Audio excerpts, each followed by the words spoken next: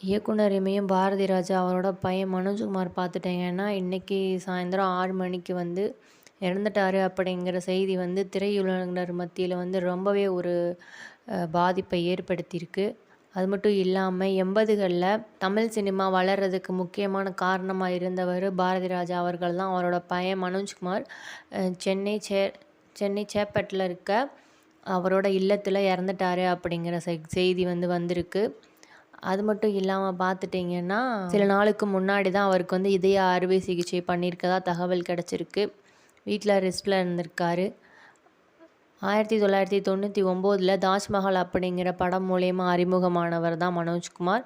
அதுக்கப்புறம் பார்த்துட்டிங்கன்னா, அல்லி அர்ஜுனா, சமுத்திரம் இந்த மாரி படங்கள்ல நடிச்சாரு.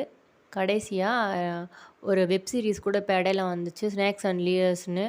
அதுக்கப்புறம் பார்த்துட்டிங்கன்னா, இப்ப 2023ல வந்து அவர் வந்து ஒரு ஸ்டோரி வந்து டைரக்ட்டும் பண்ணியிருக்காரு. இவருக்கு வந்து நந்திதாங்கிற மனைவியும் 2 குழந்தைகளும் இருக்கதா குறிப்பிடத்தக்கது.